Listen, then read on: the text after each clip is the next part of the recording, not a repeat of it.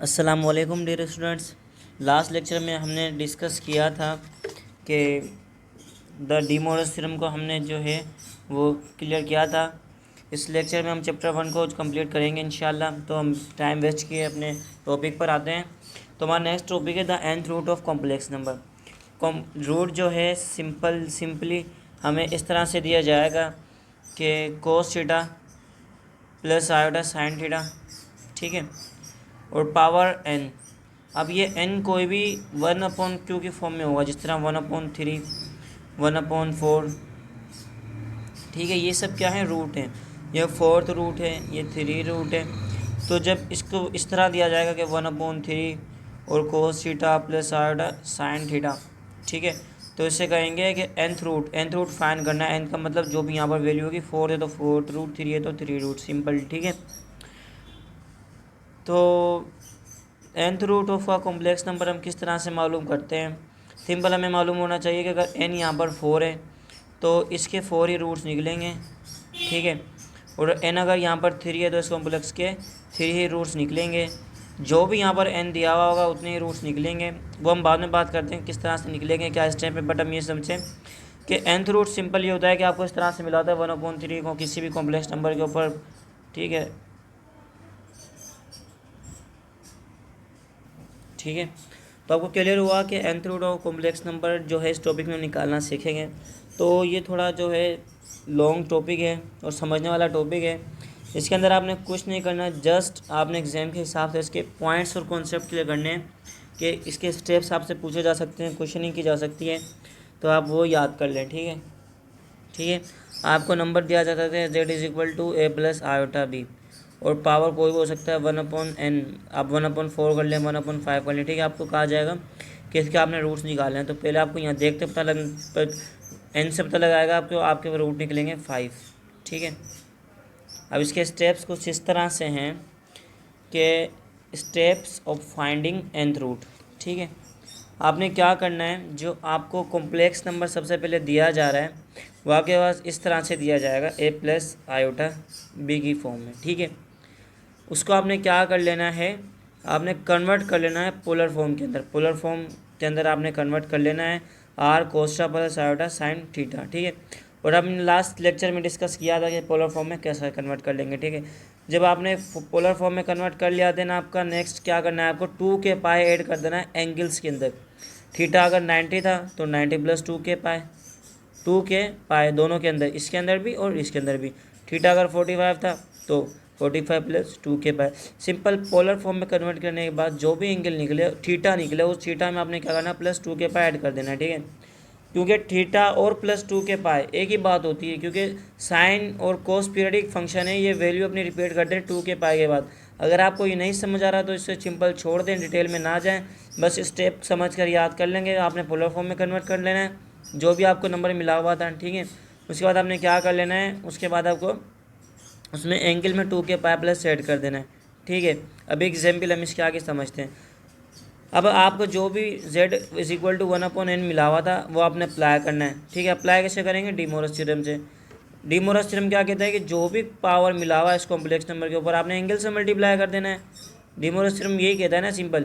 तो power 1/n था, ठीक है। अब इस पूरे पे आपको मल्टीप्लाई करना है, तो r के ऊपर आया, पूरे के ऊपर करना है, तो r के ऊपर सिंपल जो भी मॉड्यूलस था उसके ऊपर 1/n कर देंगे। और इसके साथ कैसे मल्टीप्लाई होगा, वो डी मोरस थ्योरम ने सीखा कि एंगल के साथ मल्टीप्लाई हो जाएगा। अब ये 1/n थीटा + 2 के पाई के साथ जब मल्टीप्लाई होगा तो ये इसके अपोन में आ जाएगा n, ठीक है, यहाँ पर आ गया। और इसी तरह ये यहाँ पर भी आ जाएगा, मल्टीप्लाई होगा जब इससे, ठीक है। तो डी मोरस थ्योरम से हमने इसको मल्टीप्लाई कर लेना है। अब थर्ड आपने क्या करना है, थर्ड स्टेप, कि जितना आपको n दिया हुआ है ना उतना आपको रूट निकाल लें। तो सिंपल आपने क्या करना है, k की वैल्यूज़ पुट करना शुरू कर देनी है। और वो किस तरह से कर देना शुरू करिए। अगर आपको उसने कहा है कि n = 1/3 था, 3 रूट मालूम करने ना, तो एक k की वैल्यू पहले आप 0 रखेंगे, k की वैल्यू आप 2 रखेंगे और k की वैल्यू आप 3 रखेंगे। तो ये कितने रूट हो गए, 3 हो गए ना, ठीक है। तो सिंपल क्या होगा, जितना n होगा एक k उससे हम कम लेंगे, ठीक है। ये 1 0 1 2, तो ये 3 रूट निकल गए इसके। आपने क्या करा, पहले आप यहाँ पर क्या पुट करेंगे, 0, ये 1/0, ठीक है, ये भी 0, ये भी 0, पहला रूट मिल जाएगा।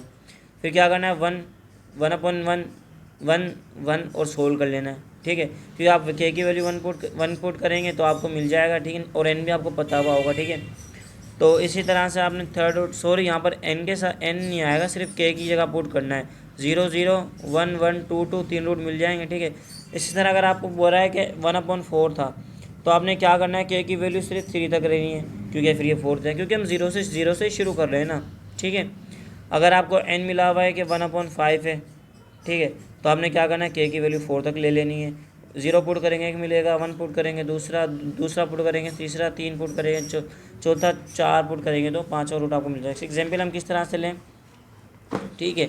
तो इस तरह से हम एग्जाम्पल लेते हैं, जस्ट आपने इसके स्टेप याद करने हैं, आपसे क्वेश्चन किया जा सकते हैं।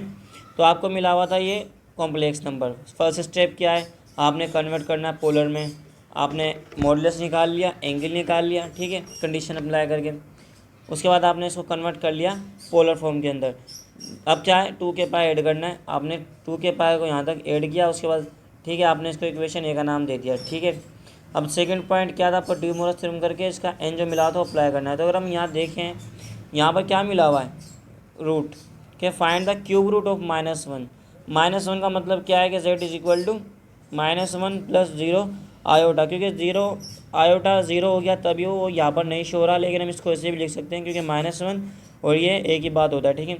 तो इस तरह से हमने क्या, ये कॉम्प्लेक्स नंबर मिला, फाइंड क्या करना है, 1/3 फाइंड करना है, 1/3, और 3 को हम क्यूब भी कर सकते हैं, क्यूब रूट मालूम करना है -1 का 3। तो हमने 3 मतलब 3 रूट इसके निकलेंगे, ठीक है, जितना एन होता है उतने रूट निकल दें। तो आपने क्या कर लेना है, अब यहाँ पर अप्लाई करें डी मोरस थ्योरम से। डी मोरस थ्योरम से जब आप अप्लाई करेंगे तो ये हो जाएगा 1/3, ठीक है। इसके ऊपर आपने अप्लाई कर देना है, यहाँ पर आपने अप्लाई किया 1, यहाँ कुछ नहीं था तो 1 था, 1/3। और इसके ऊपर कैसे करेंगे, आप एंगल से मल्टीप्लाई करेंगे तो ये हो जाएगा पाई +2 के पाई ऐड करने के बाद ये 3 पाई +2 के पाई/3, ठीक है। इस तरह से आपने इसे कर लेना है। अब क्या है, आपने एन क्या मिला हुआ है आपको यहाँ पर, कि आपको क्या कितना पुट 1/3 है, तो के की वैल्यू क्या लिखेंगे 0, ठीक है, 0, के की वैल्यू 1, के की वैल्यू 2, तो 3 रूट आपको मिल जाएंगे, ठीक है। तो आपने क्या करा, के की वैल्यू 0 1 2 रख के निकाली, के की वैल्यू 0 रखेंगे तो के की वैल्यू जब आप 0 रखेंगे तो आपके पास पहला रूट मिल जाएगा, ठीक है। ये आप निकाल लीजिएगा, ये निकालने की भी आपने ज़रूरत नहीं है, आपने स्टेप्स याद कर लेने, ठीक है। और सेकंड जब आपने 1 पुट करेंगे के की जगह पर तो इस तरह से सोल्व ये मिल जाएगा। इस तरह के की वैल्यू 2 पुट करेंगे तो के की वैल्यू 2 पुट करने पर आपको थर्ड रूट मिल जाएगा। इस तरह हमने 3 रूट्स फाइंड कर लिए और इस तरह से फाइंड किया जाता है। तो nth root of complex number भी हमारा क्लियर हो गया। हम चलते हैं application of D Moivre's theorem. अच्छा है, मैं आपको एक और बात बता दूं कि nth ऑफ यूनाइटी भी इसी तरह से निकलते हैं। सर आपसे क्वेश्चन कर सकते हैं किस तरह से निकल सकते हैं, ठीक है। और इसके अलावा फोर्थ रूट्स ऑफ यूनाइटी, ठीक है, वो भी इसी तरह से निकलते हैं, ठीक है।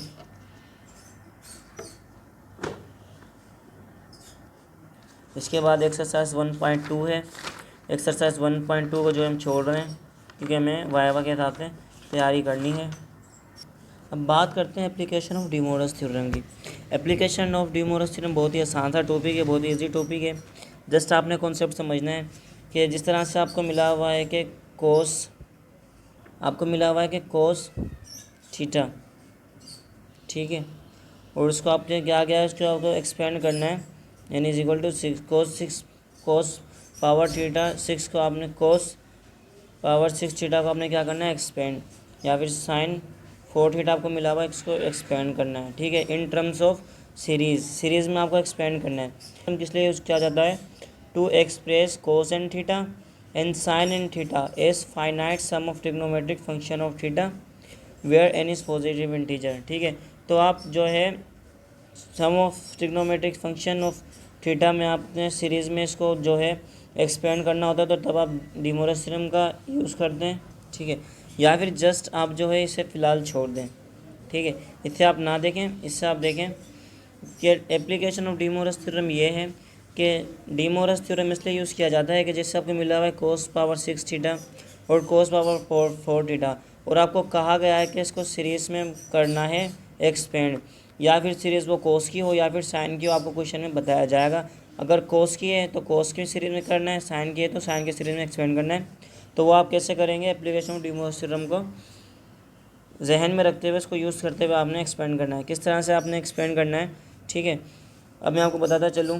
आप सिंपल प्रूफ छोड़ दें, ये आपको इक्वेशन देखें, इक्वेशन 1 है, ठीक है, और ये आपके पास इक्वेशन 2 है, ठीक है, सिंपल। इसी तरह ये इक्वेशन के बाद 3 है, ये इक्वेशन 4 है, ठीक है।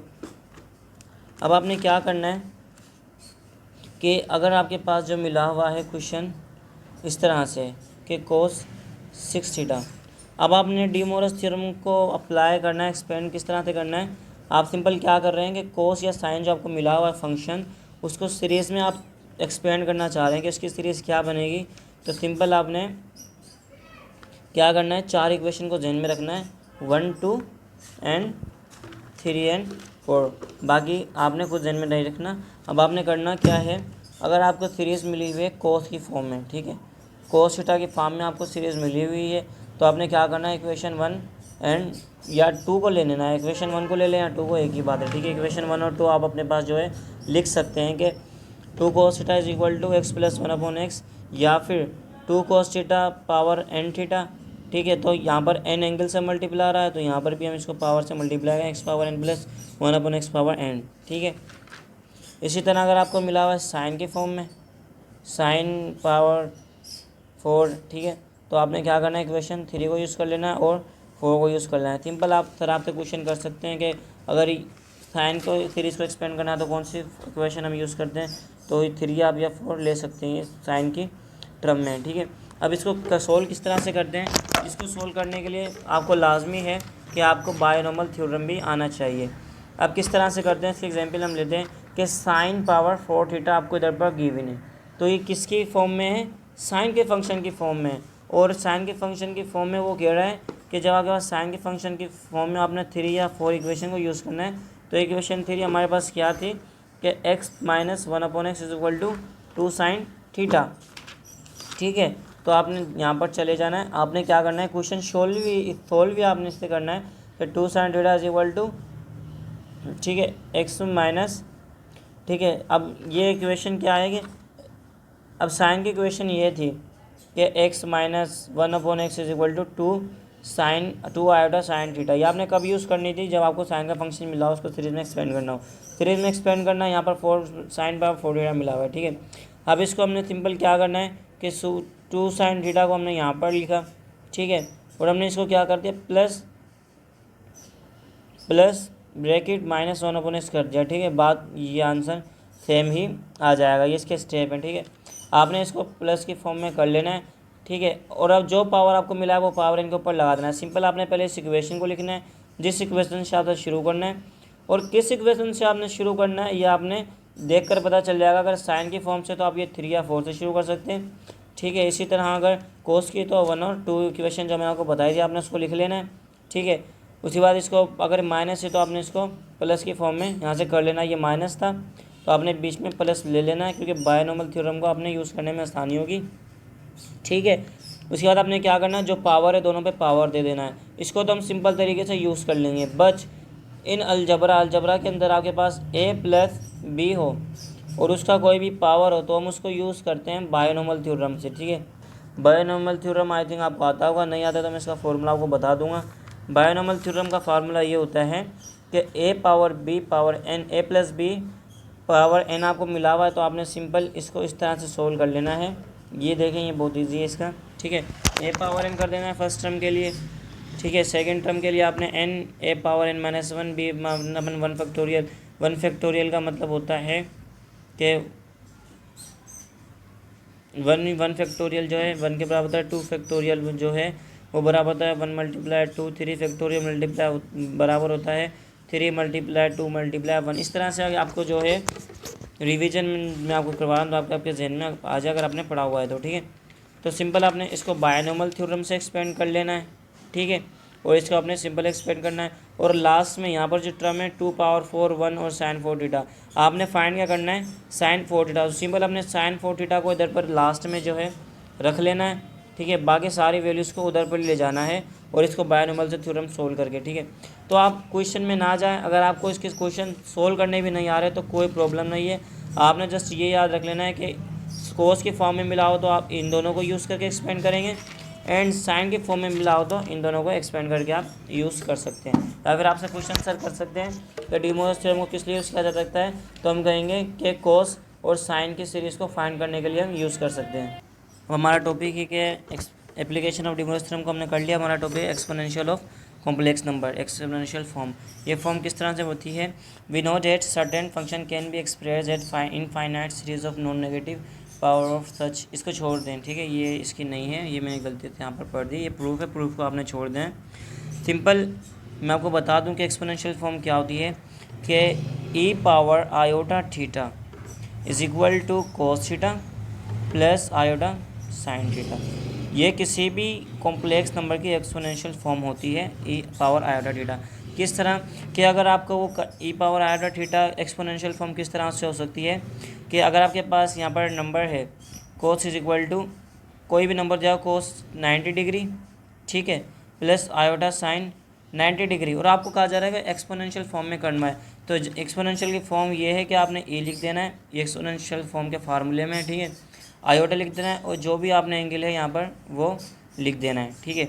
या फिर आपको ये एक्सपोनेंशियल फॉर्म दिया कि ई पावर आयोटा 90, ठीक है, या फिर पाई बाय 2 कर लें, पाई बाय 2 यहाँ पर है, ठीक है। या फिर आपको कहा जाए कि e power iota pi by 3, ये एक्सपोनेंशियल फॉर्म है। इसको पोलर फॉर्म में किस तरह से खोलेंगे तो एक्सपेंड करेंगे, तो हम कहेंगे कि इस तरह से करेंगे कि जो ये पहला जो होता है ये आयोटा दिया होता है, सेकंड एंगल दिया होता है इनका, तो इसको इस तरह से करेंगे कि कोस, ठीक है, पाई by 3 plus iota sign pi by 3। Simply exponential form करते हैं कि ई के ऊपर जो भी जो यहाँ पर हमारे पास गिवन नंबर होगा उसका आयोटा हम ई के ऊपर पावर देंगे, और जो एंगल होगा दोनों का सेम ही होता है, ठीक है, हर कंडीशन में दोनों का सेम होता है, तो वो हम एक दफ़ा लिख देंगे। एक्सपेंड करना होगा तो हम लिखेंगे कि एंगल को कोस थीटा और साइन थीटा के साथ एंगल मल्टी करेंगे और आयोटा मल्टीप्लाई कर देंगे, ठीक है। तो मीन्स कि अगर स्टैंडर्ड फॉर्म क्या होती है z is equal to x plus iota y, ठीक है। पोलर फॉर्म क्या होती है कि z is equal to r cos theta plus iota sine theta, and exponential form ये होती है कि जो भी एंगल होता है वो और आयोटा इसके साथ ई के ऊपर आकर मल्टीप्लाई कर देते हैं, ठीक है। इसकी एग्जांपल हम लेते हैं और ये फॉर्मूला कहलाता है Euler's theorem, e power iota theta is equal to cos theta plus iota theta, इसको हम कहते हैं आयल्स फार्मूला, ठीक है।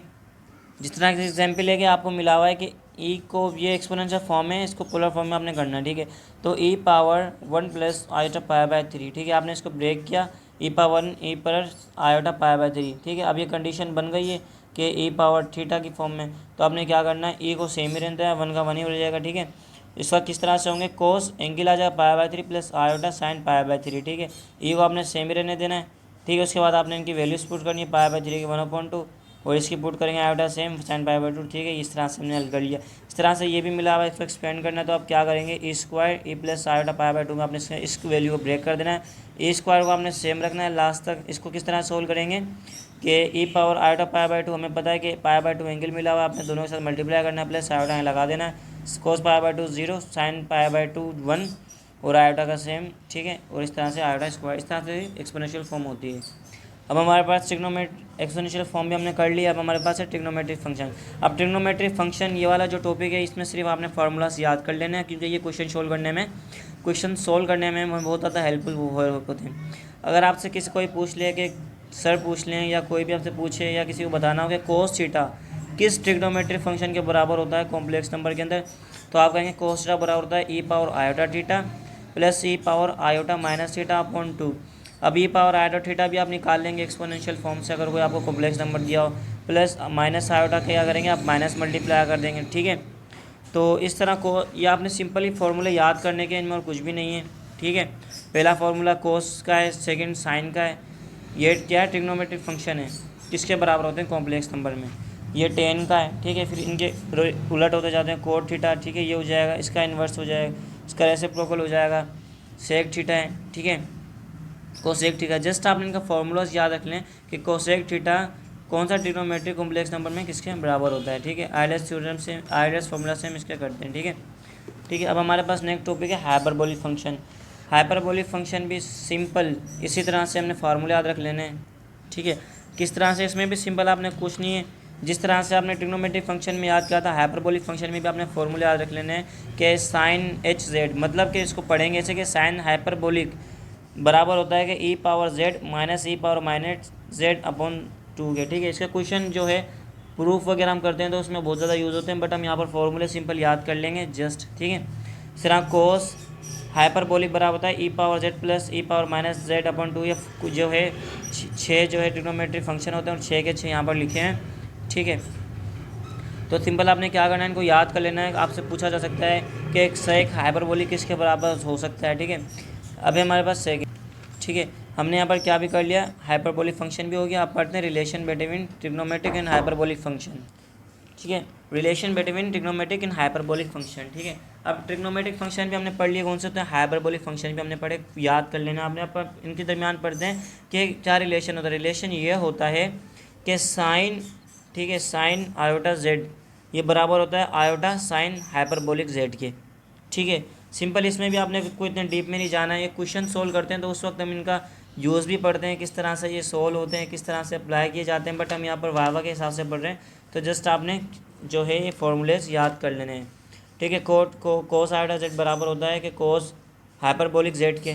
ये रिलेशन है, ये ट्रिग्नोमेट्रिक फंक्शन है। टेन आयोटा जेड बराबर होता है, और ये हाइपरबोलिक जिसमें हाइपर एच आता है, ये हाइपरबोलिक होता है आयोटा 10 हाइपरबोलिक जेड के। ठीक है, इस तरह से ये आपने याद कर लेने हैं। ठीक है, इस तरह से आपने, ठीक है, यहाँ पर 3 ये रिलेशन इनके दिए हुए हैं कि साइन का दिया हुआ है क्या रिलेशन है, और कोस का दिया हुआ है क्या रिलेशन है, और टेन का रिलेशन दिया हुआ है ट्रिग्नोमेट्रिक टेन का और हाइपरबोलिक का। ठीक है, इसी तरह से 2 प्रॉपर्टीज़ आपने याद कर लें, cos square Z plus sine square Z बराबर होता है 1 के, but cos hyperbolic square minus sine hyperbolic square बराबर होता है 1 के। ठीक है, यहाँ प्लस आता है, यहाँ माइनस होता है। ये छोटी प्रॉपर्टी है लेकिन बहुत जो है यूज़फुल होती है क्वेश्चन को सोल्व करने के अंदर। हाइपरबोलिक में माइनस आता है और वैसे उस जो है प्लस आता है। अब इन्वर्स हाइपरबोलिक फंक्शन भी आपने याद कर लेने कि हाइपरबोलिक फंक्शन क्या होता है जिसमें एच आता है, इन्वर्स क्या होता है जिसमें एच के ऊपर -1। साइन हाइपरबोलिक फंक्शन बराबर होता है log z plus radical x square plus 1। ठीक है, कॉस हाइपरबोलिक फंक्शन z बराबर होता है। तो ये सिंपल आपने पूरी जो मैंने लिस्ट यहाँ पर दे दी है, आपने कोई बुक में से जो है देख भी सकते हैं। तो सिंपल आपने याद कर लेना है। आपसे क्वेश्चन पूछा जा सकता है कि कौन सा इन्वर्स हाइपरबोलिक किसके बराबर होता है। ठीक है, इसके बाद है इन्वर्स ट्रिग्नोमेट्रिक फंक्शन, ये भी आपने याद करना है। ठीक है, इनका हम डीप में कोई भी यूज़ नहीं पढ़ रहे क्योंकि हम क्वेश्चन सोल्व नहीं कर रहे। क्वेश्चन सोल्व करते हैं तब हम पढ़ते हैं किस तरह से अप्लाई किए जाते हैं। ठीक है, तो सिंपल ये आपने याद करना है कि साइन इन्वर्स जेड बराबर होता है 1/आयोटा log radical bracket iota Z plus radical 1 minus Z square. ठीक है, तो आपने सिंपल याद कर लेना है। ये भी 6 फंक्शन हैं इनके। तो हमने जो है इन्वर्स हाइपरबोलिक फंक्शन भी पढ़ लिया, inverse trigonometric function, complex power, logarithmic form of complex number हम ये पढ़ते हैं, पढ़ लिया ये भी। ठीक है, सॉरी कॉम्प्लेक्स पावर ये नहीं पढ़ा, ये 2 टॉपिक ये हम भी पढ़ते हैं। कॉम्प्लेक्स पावर, कॉम्प्लेक्स पावर का मतलब ये है कि आपको कोई भी जो है एक नंबर मिला हुआ है z complex number, z is equal to x plus iota y, और उसके ऊपर एक पावर है डब्ल्यू। ठीक है, और वो डब्ल्यू कोई नंबर नहीं है। If Z is not zero, Z कोई ज़ीरो नहीं है। ठीक है, मतलब कोई भी है, और उसके ऊपर अगर कोई कॉम्प्लेक्स नंबर है, मतलब कॉम्प्लेक्स के ऊपर भी कॉम्प्लेक्स नंबर है, तो उसे किस तरह हम सोल्व करेंगे, या फिर किसी नंबर के ऊपर कोई कॉम्प्लेक्स नंबर है। तो सिंपल आपने क्या करना है कि जेड है, ठीक है, कोई भी कॉम्प्लेक्स नंबर भी हो सकता है, या फिर अगर उसका कॉम्प्लेक्स नंबर का रियल इमेजिनरी पार्ट 0 हो जाए तो ये रियल नंबर भी हो सकता है। ठीक है, तो इसके ऊपर आपको कोई नंबर मिला हुआ है कॉम्प्लेक्स नंबर, तो आप इसको किस तरह से सोल्व करेंगे, तो आपने क्या करना है कि डब्ल्यू को सेम ही लिखना है।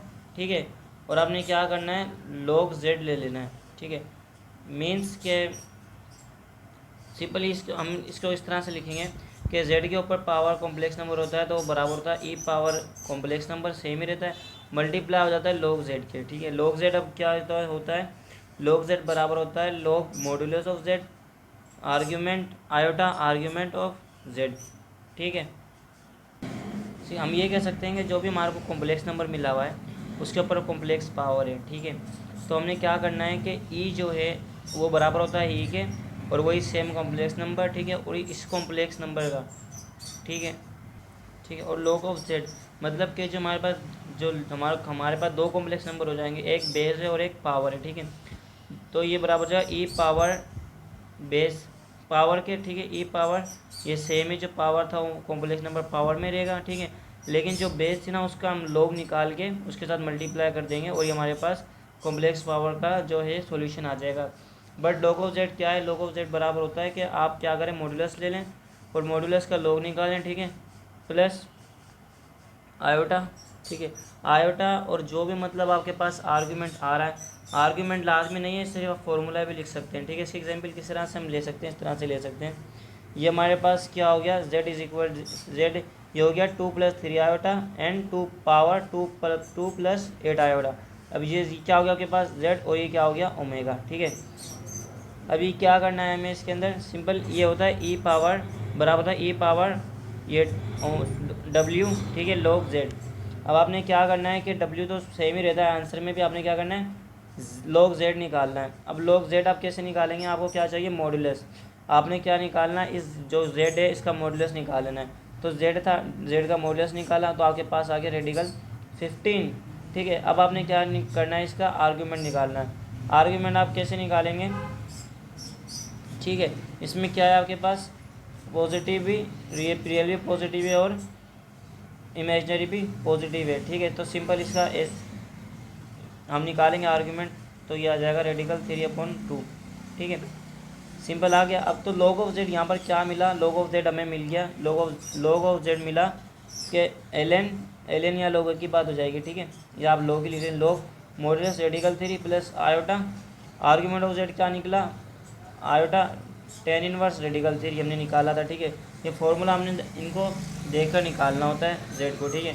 तो ये log ऑफ जेड निकल गया। अब फॉर्मूला क्या है कि ई पावर जो कॉम्प्लेक्स नंबर था वो सेम ही उतर जाएगा, ठीक है। तो ई पावर कॉम्प्लेक्स नंबर था वो सेम ही उतर गया और आपने क्या लेना है लॉग लेना है इसका, तो इसका लॉग क्या निकला, ये निकला कि multiply log radical 13 plus iota tan inverse radical 13। तो ठीक है, ये इस तरह से आपने सोल्व कर लेते हैं इसे, ठीक है। आपने सिर्फ ये एग्जाम्पल देख लेनी है, ठीक है। तो इस तरह से निकलता है कॉम्प्लेक्स पावर का कॉम्प्लेक्स नंबर का कॉम्प्लेक्स पावर, इस तरह से फाइंड आउट किया जाता है। और हम इसको इस तरह से भी कह सकते हैं कि ई एक्सपोनेंट, ई ना लिखें तो एक्सपोनेंट, ठीक है, डब्ल्यू लॉग जेड। तो आई होप ये चैप्टर हमने कंप्लीट कर लिया है। ये सारा मटेरियल है 1.4 तक का, ठीक है। इसके बाद एक टॉपिक और है जो सर ने करवाया था 1.5, उसका मेरे पास सही तरह से मटेरियल नहीं है, बट मैं आपको वो रफली समझा देता हूँ। लास्ट टॉपिक है हमारी 1.5 का, लास्ट टॉपिक है हमारा समेशन ऑफ सीरीज़, ठीक है।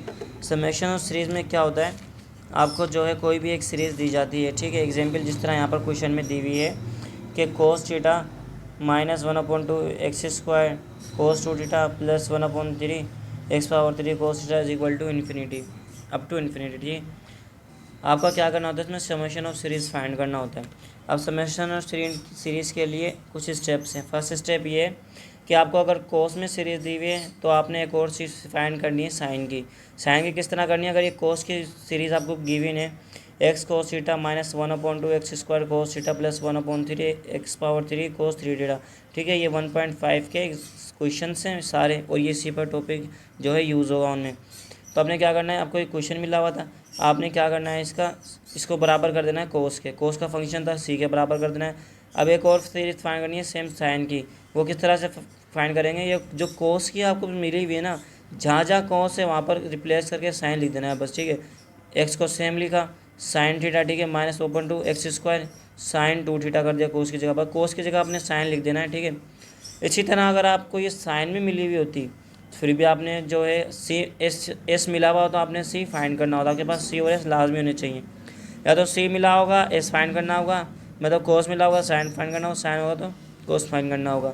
तो आपने क्या करना है, जस्ट इनके कोस की मिली हुई उसको साइन में करना है तो कोस की जगह साइन कर देना है, ठीक है। अब आपके पास मिल गई। अब नेक्स्ट स्टेप होता है कि by C plus I S, C मिल गया आपको plus I S cos plus iota sine करना है, तो सी आपका पूरा फंक्शन आ जाएगा, ठीक है। प्लस अब क्या करना है, आयोटा पूरे के साथ क्या हो रहा है मल्टीप्लाई, तो आप जो है अपने माइंड में यहाँ से मल्टीप्लाई कर देंगे इसे आयोटा के साथ, इसको हम करेंगे तो ये हो जाएगा, ठीक है, ये हो जाएगा, ठीक है, ये हो जाएगा आयोटा, ये हो जाएगा iota x iota sine theta -1/2 iota x square tan theta, ठीक है। इसको मल्टीप्लाई करेंगे जब आयोटा के साथ, ठीक है, तो आयोटा हर वैल्यू के साथ मल्टीप्लाई हो जाएगा और ये सिंपल है, ठीक है। तो हमने सिस को रखा, कोस को रखा पहले, प्लस आयोटा साइन थीटा की वैल्यू हम पहले, अब हम किस तरह से रख रहे हैं, लीनियर पावर को लीनियर में ऐड कर रहे हैं, ठीक है। किस तरह, एक्स कोस थीटा, ठीक है, कोस सी लिखा, प्लस आयोटा साइन, इसकी पहली रकम हमने लिख दी आयोटा का, इसकी पहली रकम के साथ मल्टीप्लाई करके वो क्या थी, एक्स आयोटा साइन थीटा। अब सेकंड करनी है, क्या किया हमने, सी को सेम रखा, -12 एक्स स्क्वायर कोस 2 थीटा। अब हमने क्या करना है, आयोटा की साइन की दूसरी वैल्यू रखनी है, तो साइन के साथ आयोटा की दूसरी वैल्यू हो जाएगी 1/2 iota x square sine 2 theta, इस तरह से चलती रहेगी। अब हम क्या कर लेंगे, हम जो है इन टर्म्स में से कॉमन लेकर इनको जो है z बना देंगे कॉम्प्लेक्स नंबर। किस तरह, अगर यहाँ पर जो है x कॉमन ले लो तो ये पोलर कॉम्प्लेक्स नंबर बन जाएगा, कोस theta plus iota sine theta. इसी तरह से आपने इन सब में से स्क्वायर वाली में से भी, क्यूब वाली में से भी फिर पावर बढ़ता जा रहा है। आपने क्या करना है, पोलर फॉर्म बनानी है कॉमन लेकर, ठीक है। पोलर फॉर्म बन जाएगी तो इसका फ़ायदा होगा कि हम इसको एक्सपोनेंशियल फॉर्म में कन्वर्ट कर सकेंगे, हमारा नेक्स्ट स्टेप है, इसलिए हमने यहाँ पर कॉमन लेकर इन्हें बनाया है पोलर फॉर्म, ठीक है। तो जब एक्सपोनेंशियल फॉर्म को कन्वर्ट करेंगे तो हमने पढ़ा था कि cos theta plus iota sine theta बराबर होता है ई पावर आयोटा थीटा के, ठीक है। एक्स पहले से ही मौजूद था तो x e power iota theta -12 x square पहले से ही था। इस पूरे को जब कन्वर्ट करेंगे तो इस जगह ई पावर आयोटा 2 थीटा में, ये पहले से था प्लस, ठीक है, इस तरह से कर लेंगे। अभी आपके पास एक सीरीज़ बन जाएगी। यहाँ पर आने के बाद आपने जो है इसको कन्वर्ट, अब आपने सिंपल क्या हुआ था, जो कॉमन लिया था ना अपने इस स्टेप में, यहाँ पर अगर आपने दोबारा मल्टीप्लाई कर दिया इनके साथ, ठीक है, इनके साथ मल्टीप्लाई कर दिया। अब आपने क्या करना है, सिंपल यहाँ तक जब आपका स्टेप हो जाता है तो आपने ये सीरीज़ देखनी होती है, ठीक है। यहाँ पर कौन सी कंडीशन बन रही है, ये 5 या 6 सीरीज़ है, आपने याद रख लेनी है कौन सी कंडीशन बन रही है, उसके बाद आपने यूज़ करनी है। तो हम देखें कि हमारा क्या है, जेड है, ठीक है, जेड ई पावर आयोटा थीटा, ठीक है, आयोटा जेड हमने ले लिया आयोटा थीटा। तो यहाँ पर क्या हो रहा है, जेड ये हो रहा है और यही यहाँ पर क्या हो रहा है कि स्क्वायर हो रहा है उसका, ठीक है, कि x e power iota theta था, ये जेड लिया तो यहाँ पर जेड का स्क्वायर हो रहा है एक्स ई पावर थीटा का, ठीक है, ले लेना है। और इसके बाद एक्स ई आयोटा पावर थीटा का क्या है 3 है, इसी तरह से 4 चलता जाएगा, मीन्स कि जेड के ऊपर पावर इंक्रीज होते जा रहे हैं। तो हमने देखा हमारे पास ये कंडीशन बन रही है यहाँ पर आकर कि जेड है प्लस जेड का स्क्वायर अपॉन 2 आ गया यहाँ पर, ठीक है, आ गया। फिर जेड का स्क्वायर, क्योंकि हमने इसको सिर्फ जेड ले लेना है, ठीक है, जेड इसको लिया तो ये क्या हो जाएगा, यहाँ पर जेड इसको लिया तो हो जाएगा जेड का स्क्वायर अपॉन 2 जेड का स्क्वायर अपॉन 3। तो कौन सी कंडीशन बन रही, ये वाली कंडीशन बन रही, ठीक है। जब ये वाली कंडीशन बन रही है तो हम इसको इसके बराबर ले लेंगे log 1 + जेड। अगर ये बनती तो फिर इसके बराबर था, ये बनती तो इसके बराबर, लेकिन यहाँ पर ये बन रही तो इसके बराबर हमको लेनी है। तो हमने इसको लिया तो ये क्या कह रहा है कि log 1 + जेड हो जाएगा, ठीक है। तो हमने लिखा, ठीक है, log 1 और जेड क्या लिया था x e power iota theta, तो वो हमने यहाँ पर ले लिया, ठीक है। उसके बाद हमने क्या करना है, दोबारा एक्सपोनेंशियल फॉर्म को किस में कन्वर्ट कर देना है, पोलर फॉर्म में, हमने यहाँ पर कर दिया। उसके बाद सिर्फ आपने सॉल्यूशन करना है, सिंप्लीफिकेशन करनी है। सिंप्लीफिकेशन करके आपने क्या कर लेना है, इसको दोबारा जो है पोलर फॉर्म में यहाँ पर करना है। एक रियल पार्ट होगा, एक इमेजनरी पार्ट होगा, और लास्ट में आपने real and imaginary part compare करना है, ठीक है।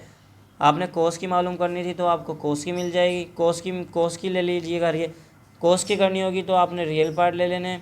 और अगर साइन की आपने सीरीज चाहिए होती तो आपने किसकी लेनी थी, आपको इमेजनरी लेनी थी।